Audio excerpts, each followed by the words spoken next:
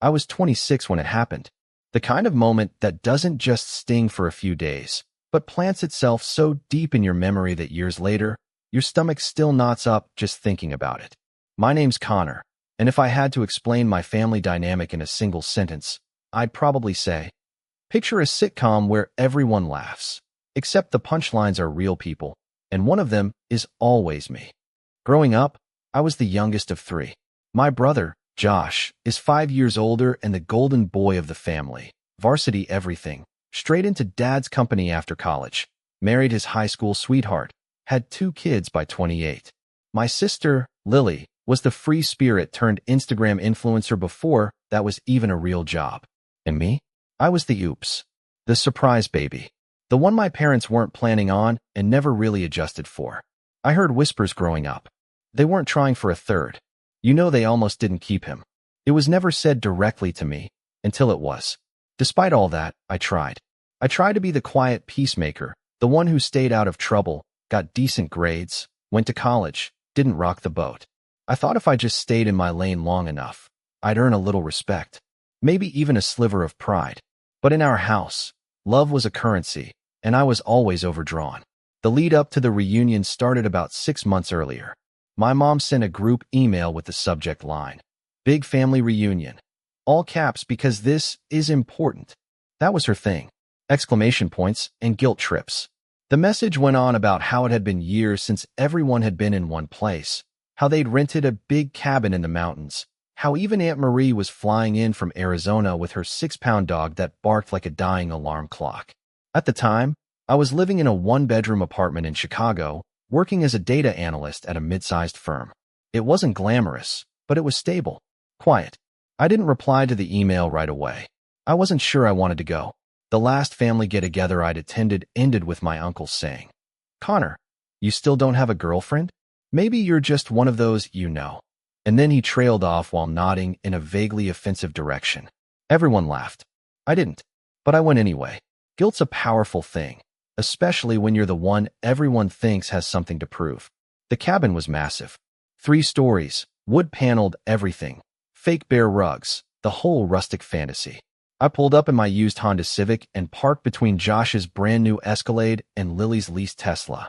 There were already about 20 people inside, and more were showing up by the hour. Hugs, loud voices, the occasional shriek of, "Oh my God, you've gotten so tall," as if I'd grown 3 inches in the last decade. I was tired. I'd worked late the night before, then caught a 4 a.m. flight with a layover in Detroit. I wasn't in the mood for small talk, but I smiled and nodded and played my role. I helped carry in coolers and set up chairs. I grilled burgers when the designated grill master bailed to watch football. I even took my little cousins on a hike when they got bored and started throwing rocks at the squirrel feeder. I did what I always did. I made myself useful. The reunion hit peak chaos on Saturday night. That's when the official dinner took place. 50-plus people packed into the backyard, long plastic tables covered in mismatched tablecloths, disposable plates stacked a foot high, kids running around with juice boxes, and the adults slowly getting tipsy on boxed wine and light beer. My mom was in her element. She wore a floral apron she didn't need and played hostess like we were being filmed for some low-budget Hallmark special. She kept announcing things like, "This is what family looks like, and isn't this perfect?" every 15 minutes, like she was trying to convince herself it was true. That's when my dad decided it was time for speeches. He'd had a few drinks, his cheeks were red, and he was swaying just a little. He stood on a wooden bench and clinked his glass with a fork. All right," he said, voice booming over the laughter. "Can I get everyone's attention for a minute?" People quieted down. Phones came out. Cameras pointed. My brother looked smug. My sister flipped her hair and struck a pose. I stood off to the side, sipping my soda, thinking maybe this would be one of those harmless dad speeches about memories and how time flies. You know, the kind of thing that ends with everyone hugging and pretending they're not secretly judging each other. But no. Instead, my dad looked around, then stretched one arm behind my back and pulled me forward like he was about to give me an award. "And this guy," he said with a loud chuckle, "this guy right here." I smiled awkwardly. He kept going. "This one's our family miracle," he said. Well, more like a mishap that turned out all right in the end. Laughter rippled across the crowd. Some of it was polite. Some of it wasn't. He grinned. Yup, the mistake we kept. But hey, he didn't end up in jail or anything, so that's a win, right? More laughter, this time louder.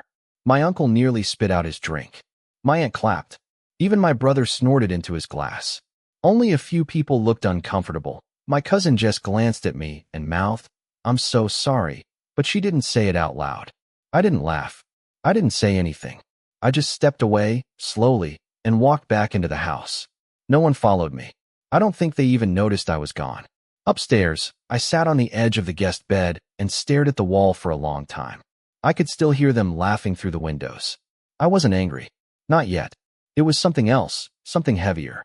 It felt like being 12 again, overhearing my parents argue about money and hearing my dad say, "Well, if we didn't have to pay for Connor's stuff."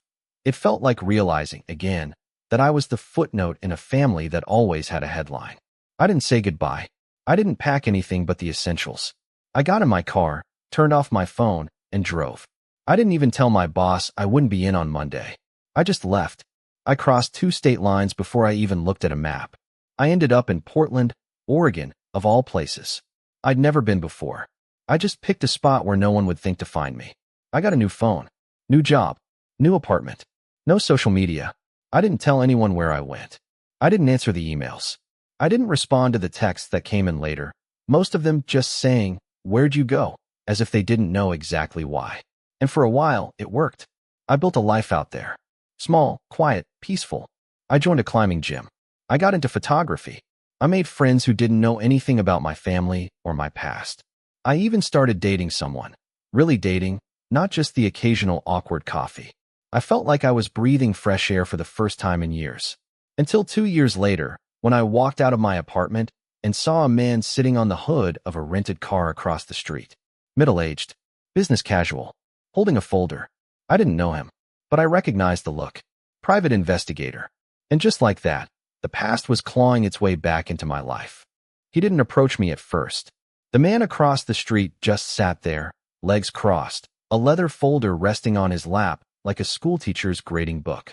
His car was unremarkable, gray mid-size sedan, Oregon plates, probably a rental from the airport. At first, I assumed he was just someone waiting on an Uber or killing time before a meeting. But then he looked directly at me and gave a nod that wasn't unfriendly, but wasn't casual either. A practiced nod. The kind that said, "I know who you are." I turned around and walked back inside, locked the door. Then I went to the window, pulled the blinds just enough to peek, and watched him still sitting there, still watching me. And just like that, my 2 years of peace evaporated. I didn't answer the door when he knocked later that day. I didn't respond when he slid a manila envelope under the door with a note that read, "Connor, your family just wants to talk. Please read." I didn't even open it. I threw it into the trash, took the trash out, and walked 3 blocks just to throw it into a different dumpster. The next morning, he was gone. But the letter, whatever it was, had done its job. The door was cracked now, and memories were pouring in like rain through a broken seal. I started checking my email again. My old account. The one I'd stopped using after I disappeared. Hundreds of messages, most unread. I didn't open them. Just seeing the subject lines was enough. "Are you okay? Please come back. Your cousin's wedding is in June. We're worried." But one subject line made me stop scrolling. Dad had a stroke. I hovered over it for a long time. I didn't open it right away. Just stared at the preview line that read, "He's okay now, but it was serious and he keeps asking about you." That night, I didn't sleep. I kept going back and forth in my mind. I'd made my escape. I'd rebuilt. But what if I'd gone too far? What if walking away without a word wasn't strength, but cowardice? The next morning, my phone rang. A number I didn't recognize. I declined the call. It rang again 30 seconds later. Same number. I let it go to voicemail. Then a text came through. "Connor, it's Lily. Please talk to me. I'm not like them." I stood there for a full 5 minutes, staring at the screen. Then I turned my phone off, threw it into the drawer, and went to work like everything was fine. It wasn't. A week passed. Then 2. I kept getting calls from unknown numbers. I blocked them one by one. Then emails started coming in on my new account. Work email. My photography portfolio inbox. Somehow they were finding cracks. Slipping through. The private investigator must have found more than just my address. I felt like I was being watched in every room I entered, even though no one was there. I stopped going to the climbing gym. Stopped going out at all, really. It was like the walls of my new life were growing thinner by the day. And then, about a month later, Lily showed up. She was standing outside my building when I left for work, wearing oversized sunglasses and holding a to-go coffee like she was in some paparazzi video. I froze. She smiled. "Hey, stranger," she said softly. I didn't smile back. "How the hell did you find me?" She held up her phone. "I didn't. James did. He's persistent. Hired someone. I didn't ask to be found." She nodded. "I know. But can we talk?" I didn't want to, but I was too stunned to say no. We ended up sitting in the small coffee shop 2 blocks down, across from each other in a booth near the window. She looked different. Tired, maybe. Or older. But not fake happy like she usually was at family gatherings. "I just wanted to see you," she said. "You didn't even say goodbye. Didn't think I needed to." "That's not fair." "Neither was calling me a mistake in front of 50 people. I snapped. She looked down. I didn't laugh. "Doesn't matter." There was a long silence. She sipped her coffee. I didn't touch mine. "Dad's sick," she said eventually. "He's not doing great. The stroke hit harder than we thought. He's not himself." I didn't say anything. "He talks about you," she continued. "Keeps asking where you went. Says he didn't mean what he said." I laughed bitterly. "He meant it. He just didn't mean to say it out loud." "Maybe. But Connor, we're family." I pushed back from the table. "No, we're relatives. That's not the same thing." She didn't follow me when I walked out. But 3 days later, I got a certified letter in the mail from my parents' lawyer. It said I was being named in something called a conditional family trust restructure agreement. I had no idea what that meant, but it mentioned my father's health, his business holdings, and a request for a face-to-face discussion of inheritance restructuring in light of recent events. I ignored it. 2 weeks after that, Josh showed up. This time, I didn't even let him get a word in. I saw him walking up the stairs to my building, opened my window, and yelled, "Leave. Now." He looked up, smug as ever. "Come on, man.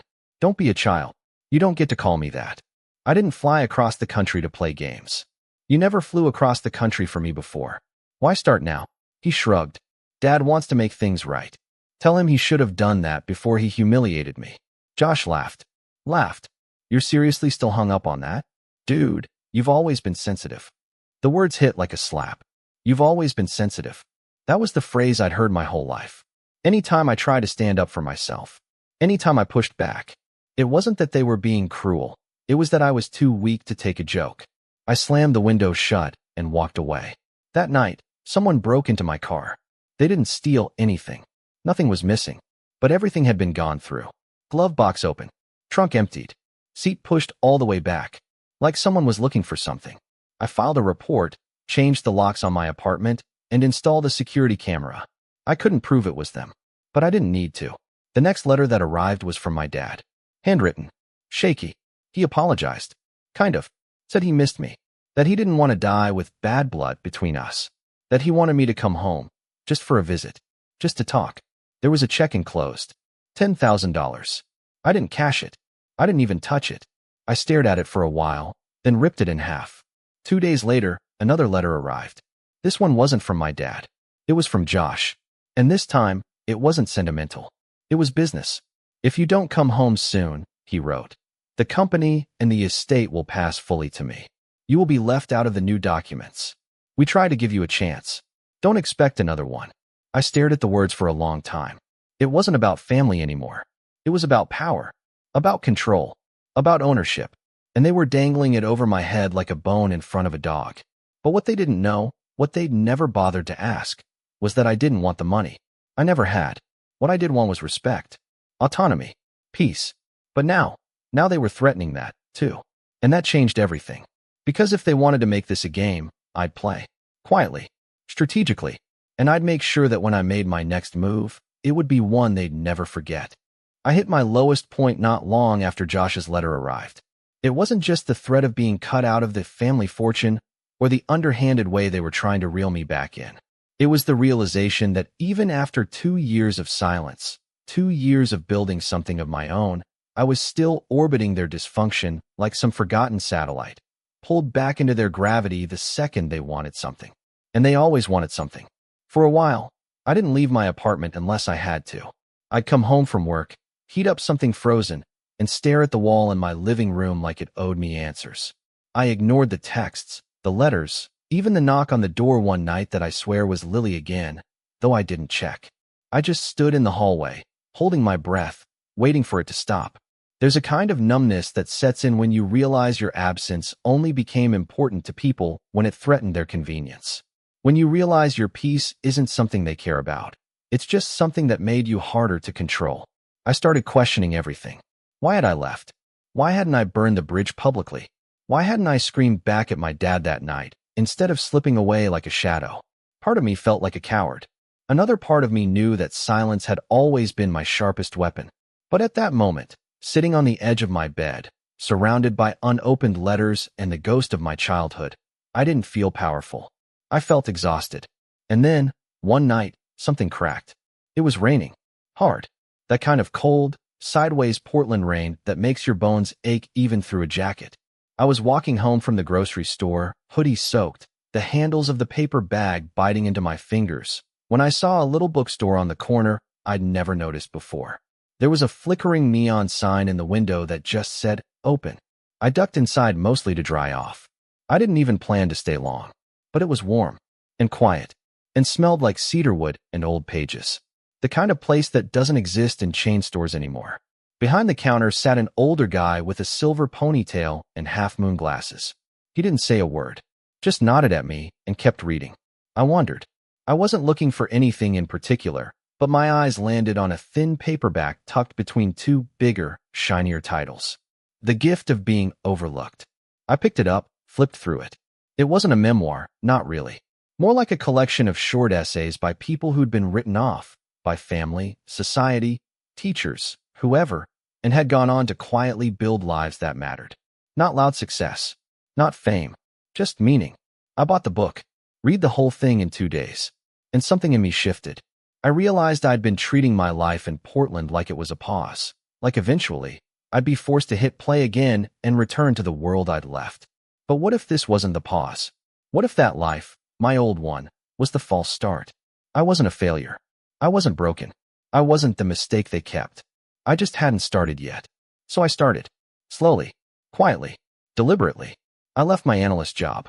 It was safe, sure, but it was draining the life out of me.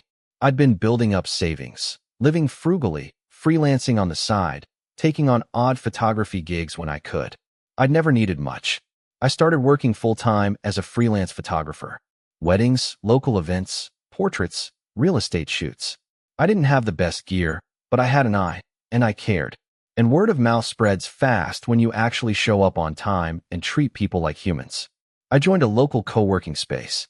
It was small, just a few desks, some beat-up couches, and a weirdly aggressive espresso machine. But it was filled with people who were building things. Startups, art, nonprofits, stuff that mattered. For the first time in my life, I felt like I was part of a community where no one cared who your parents were or what your last name meant. That's also where I met Mara. She was a UX designer, always wearing mismatched socks and drinking some kind of horrifying green juice. We were desk neighbors. She made me laugh. I made her playlists. One night, we stayed late working on our respective projects, and she looked up from her laptop and said, "You ever think you're here for a reason?" I blinked. Like in Portland? No. I mean here. Alive. Doing what you're doing. Sometimes, I said. Mostly I just feel lucky to be out of the wrong place. She smiled. That counts. We started dating not long after, and it was different than anything I'd ever experienced. She didn't try to fix me, didn't pry. She just saw me. And for someone like me, someone who'd grown up feeling like wallpaper in his own life, that was a bigger deal than I could explain. Around that time, I got serious about my own project. It started as a blog, a place to put my thoughts. I called it Second Draft. Stories, reflections, photos from my shoots, pieces of myself that I'd always kept hidden because I didn't think they mattered. But they did. People started reading, subscribing, sharing. One post in particular went kind of mini-viral. It was titled, "When You Realize You Were the Family Scapegoat." I didn't name names. I didn't even say it was my story. But it struck a nerve. Hundreds of comments. Emails from strangers. People saying, "I thought I was the only one." That's when I realized my story wasn't unique. It was just unspoken. And speaking it out loud, that was power. I bought better gear. took online business classes, upgraded my website, started taking on clients who aligned with my values, nonprofits, activist groups, small businesses trying to do something meaningful. I wasn't rich, but I wasn't struggling either. I had purpose. I had roots. And for the first time in my life, I didn't feel like I had anything to prove to anyone. Which is why, when the final letter came, I didn't cry. I didn't freeze. I didn't even get angry. I just read it. This one was from my mom. Short, handwritten, shaky, but legible. Your father is dying. Please come home. That was it. No guilt. No lecture. No check. Just those 6 words. I sat with the letter for a long time. Read it again. Then again. And I realized something. They weren't reaching out to fix what they broke. They were reaching out because they feared being forgotten. And I had already forgotten them. But this time, I wouldn't just disappear. This time, I wouldn't run. This time, I'd show up. Not because they wanted me to, but because I had something they didn't expect. Power. I didn't decide to go back right away. The letter sat on my desk for a full week, unopened after that first reading. Every time I walked past it, I caught myself glancing at the crease in the paper, the slanted handwriting, the way she didn't even sign it. Love, Mom. Just please come home. Home. That word had never felt less accurate. Still, I knew I'd go. Not because I wanted to make peace. Not because I forgave them. But because I needed to see it. I needed to know how much had really changed. If they were still clinging to the narrative that I was the problem. If they still thought they could rope me back into the orbit of their broken little galaxy. And, if I was being honest with myself, part of me wanted to look them in the eyes and let them see what they'd thrown away. But I wouldn't go unprepared.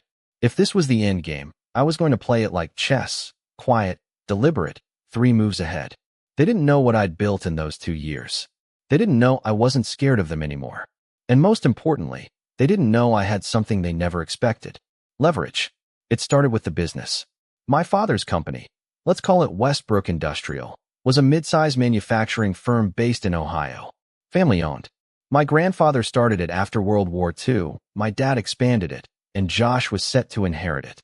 I'd never shown any interest in it growing up, which suited them fine. I was the artsy one, the dreamer, the one who took pictures instead of learning about quarterly reports. But I had paid attention. Quietly. Over the years, I'd absorbed more than they realized. And when I got that last letter, I decided to dig. First stop was the Public Business Registry. Took me less than 10 minutes to find the company's filings, corporate structure, and board information. Westbrook Industrial was still privately held, but they'd taken on some investors in the last decade. Minority stakeholders, listed in dry, boring legalese. I cross-referenced a few names. One stood out, a holding company based in Chicago. I knew the name. I'd done freelance work for a startup that was later acquired by them. That was my opening. I made a call. Reached out to an old contact, Sarah, a former project manager at the startup who now worked at the holding company's venture arm. We hadn't talked in a year, but she remembered me. Connor? Oh my God, I still use your headshots from that event you did. What's up? We talked. Caught up. I asked if she knew anything about Westbrook Industrial. She paused. Is that your family's company? Long story, I said. Let's just say I might be involved soon, and I want to know what I'm walking into. She laughed. Smart. Honestly, we've been a little concerned. They've missed 2 deliverables this quarter.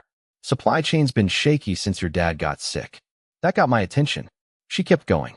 We don't own enough to make big waves, but if you're about to take some kind of leadership role, let's just say, we'd be happy to have a voice on the inside.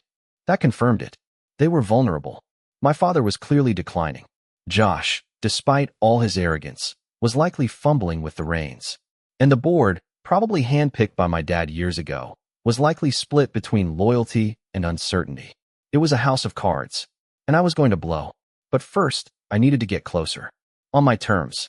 So I wrote back. A letter. Handwritten. Simple. I'll come. I'll visit. But I need full transparency. I want to see the will. The trust. The business records. If you truly want me involved, then treat me like someone who matters. Otherwise, I won't step foot in that house again. I mailed it and waited. 3 days later, Josh called. I didn't answer. He called again. Left a voicemail.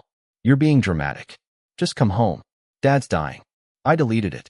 A day later, I got an email from their lawyer. The tone was different.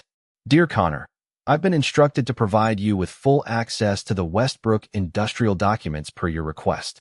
Please find attached. It was all there. PDF after PDF. Financial reports. Shareholder breakdowns. Executive roles. And buried within it, a clause in the trust that hadn't been updated since I was a teenager. I was still technically listed as a contingent beneficiary, not primary, but not zero. Meaning, I had legal standing. I forwarded the documents to a lawyer I'd met through one of my photography clients, a corporate attorney who moonlighted helping small creators with contracts. I asked for a deep read. She got back to me the next day. "You've got more power than you think," she said. "They can't just write you out unless they prove you're unreachable or have formally declined. And they haven't done either. If you want to contest any restructuring, you've got ground to stand on." I smiled for the first time in days. Then I started assembling my toolkit. I reached out to Mara, told her everything. She didn't blink, just said, "So what's the play?" "I need to go back," I said. "But I need to look like I'm surrendering." She raised an eyebrow. "Connor, you don't do surrender." "Exactly. That's why it'll work." The next few weeks were a blur. I updated my portfolio, built a case study on my most successful client projects, created a private landing page labeled Westbrook Media Proposal, a full pitch deck showing how I could help modernize the branding and outreach of the company using my skills. It wasn't just pretty pictures. It was strategy, analytics, growth projections, social impact campaigns, ESG alignment. I knew Josh would scoff. I wanted him to, because while he was busy dismissing me, I'd be planting seeds. I flew out mid-September, told no one but Mara and my lawyer. When I landed, I rented a car and drove straight to the hospital. My dad was awake, hooked up to machines, thinner than I remembered. His skin looked gray, but his eyes lit up when I walked in. He opened his mouth, but no sound came. "It's okay," I said, sitting beside the bed. "Don't talk." He grabbed my hand, squeezed weakly. We didn't say much, just sat there. And for a moment, I let myself feel it. The grief, the anger, the leftover love I didn't know was still there. But I didn't stay long. I left him a note before I walked out. "We'll talk. Soon. But not here." Next, I went to the house. Josh opened the door, smirked like I was a stray dog that finally limped home. "Took you long enough," he said. I didn't flinch. I had things to do. He stepped aside. "Mom's in the sunroom. You remember where that is, right?" I did. Of course I did. I remembered everything. I walked through the house like it was a museum of past humiliation. The staircase where I once tripped carrying plates and got mocked for weeks. The dining table where my dad once laughed about me taking an art elective. The hallway where my mom once said, "I just wish you were more like your brother." It all came flooding back. But I wasn't that kid anymore. And they didn't know who they were dealing with. I spent the next 3 days observing, listening, watching. Josh clearly thought he was in charge. He barked at staff, talked over the lawyer, treated Mom like a fragile PR problem to be managed. But I saw the cracks. The way the accountant flinched when Josh asked about reallocating funds. The way the board's emails were peppered with passive-aggressive uncertainty. They didn't trust him. They were looking for someone else. I gave them a candidate. Me. Quietly. Subtly. Over dinners, I asked questions. Took notes. Pointed out holes in the marketing strategy. Showed them how their competitors were outpacing them digitally. I didn't criticize. I offered solutions. Helpful. Humble. Unthreatening. Until I wasn't. At the end of the week, I requested a meeting. Not with my family. With the board. I presented my proposal. Not as a hostile takeover. As an invitation. I showed them how I could create a new division, Westbrook Media, that would bring in new revenue, revitalize the brand, and position the company for the future. I showed them my numbers, my growth projections, my case studies. I showed them me. And they listened. Even the ones who remembered me as the mistake. Because in business, results speak louder than blood. After the meeting, one of the board members pulled me aside. "Connor," he said, "I don't know what happened between you and your family, but I'll tell you this, what you just presented. It's exactly what this company needs." I nodded. That's all I ever wanted to be. Needed. He smiled. "I think you just changed everything." And I had. But it wasn't over yet. Because now that I had a foot in the door, it was time to kick it open. I didn't swing the hammer all at once. That would have been too easy and too obvious. No, I did it slowly, carefully, like someone unpicking a knot that had been tangled for years. The first thread I pulled was the most delicate, the one holding my father's company together. After the board meeting, I got provisional approval to begin groundwork on Westbrook Media, a digital modernization division under the company umbrella. It started as a pet project, something they could test with minimal risk. But in reality, it was my Trojan horse. A sanction role, an official title, a seat at the table, and that was all I needed. Josh didn't like it. Not one bit. He tried to play it cool. Happy to have you on board, little bro. But the way he gripped the arms of his chair during meetings said everything. He didn't expect me to stay. He thought I'd drop in, make peace with Dad, maybe collect a check and go back to Portland. He didn't realize I was building something. Something real. I worked 12-hour days. Hired a skeleton crew of freelancers I trusted. Designed a rebranding campaign. Ran analytics. Optimized logistics on the back end. Meanwhile, I met with vendors, legacy clients, even skeptical board members who thought I was just another soft creative. I spoke their language. Numbers. ROI. Retention. I showed them results. The board began to shift. And Josh, he began to unravel. The more I succeeded, the more obvious his failures became. He'd been coasting for years on the assumption that he was the heir apparent. But he didn't understand the modern business landscape. He didn't adapt. Didn't innovate.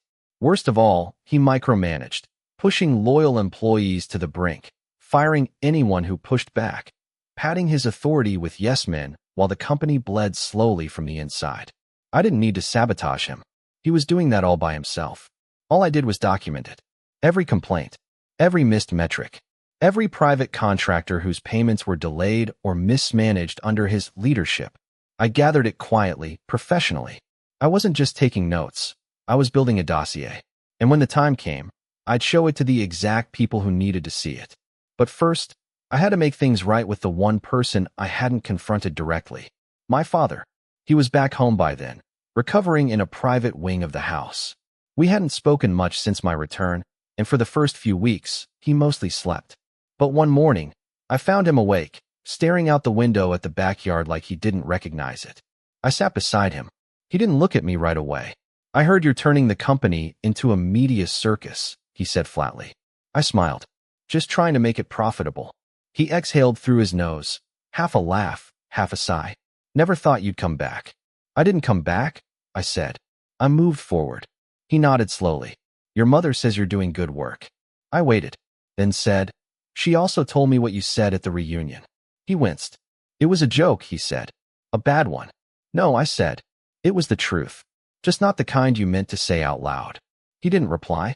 I leaned in. You wanted to humiliate me. To remind everyone where I stand. He didn't deny it. I stood to leave. But before I walked out, I said, you don't have to like me. You don't have to love me. But if you want the company to survive, you'll need me. He closed his eyes. And I walked out. That night, Josh cornered me in the garage. Red-faced. Sweating. You think you're clever? He hissed. Sliding into meetings, kissing up to the board, playing the underdog card? They're just humoring you. You're still the screw-up. You always will be. I looked him dead in the eye. No, Josh. I was the backup plan. And now, I'm the exit strategy. He stormed off. 3 weeks later, I got a call from Sarah, the contact at the holding company with minority shares. She was blunt. We're voting at the next board meeting. We're backing your proposal. What proposal? I asked, playing dumb. She chuckled. Don't play coy. Your plan to restructure the executive branch. Phase out legacy leadership. Consolidate operations. I let out a slow breath. It passed committee. With flying colors. Your numbers are airtight. And frankly, no one trusts your brother anymore. It was time. The final board meeting was a closed session. All executives. No assistants. No distractions. I came prepared. Slide deck. Financials. Performance data. Testimonial letters from longtime vendors who supported my plan. Then, quietly, methodically, I presented the dossier. I didn't embellish. I didn't gloat. I just laid out the facts. The contracts Josh had mishandled. The employees he'd fired without cause. The suppliers he shorted. The clients he lost. The morale he tanked. And then I ended with this. Westbrook Industrial has survived 3 generations not because of bloodlines, but because of leadership. We can't afford entitlement. We need stewardship. Accountability. Vision. I clicked the final slide. It read, proposal, Install Connor Westbrook as acting executive director of Westbrook Media and Strategic Operations. Immediate effect. Silence. Then a board member cleared her throat. I second the motion. Another voice. All in favor? Hands went up. Unanimous. Josh looked like someone had slapped him with a brick. He stood up, ready to scream, but Dad, frail, quiet Dad, spoke from the end of the table. Sit down, Josh. And he did. He actually sat. Later, in the hallway, Josh tried to corner me again. But this time, there was no venom. Just disbelief. You can't just take this. I shrugged. I didn't take it. I earned it. He stared at me like he didn't recognize me. Maybe he didn't. After all, I wasn't the mistake anymore. I was the reckoning. Over the next 6 months, I turned the company around. Revenue increased. Public image improved. Internal culture shifted. I promoted people who had been overlooked for years. I created new internships. I built partnerships with nonprofits. We even launched a scholarship in my grandfather's name. My dad retired officially. He didn't say much. But one day, he handed me an envelope with a photo inside. Me at 5 years old, covered in finger paint, grinning like a maniac. He said, I didn't know what to do with you back then. I know, I said, but I figured it out myself. He nodded. You did. My mom cried when I told her I was staying in town for now. Not because I felt obligated, but because I had earned my place. On my terms. And Lily? She apologized. Truly. We met for coffee and had the most honest conversation of our lives. She admitted she'd been scared of being on the outside too. That maybe that's why she stayed silent all those years. I forgave her. Not because she asked me to, but because I was ready. And Josh, he left the company. Quietly. Shamefully. He still shows up to family events. Still tries to act like the center of attention. But now, the room doesn't revolve around him. No one laughs at his jokes the same way. And me? I don't shrink in his presence anymore. I exist. Fully. Authentically. Unapologetically. It took me 28 years, 2 time zones, and 1,000 miles of silence to get here. But in the end, I wasn't the mistake they kept. I was the lesson they never saw coming. And now, they'll never forget.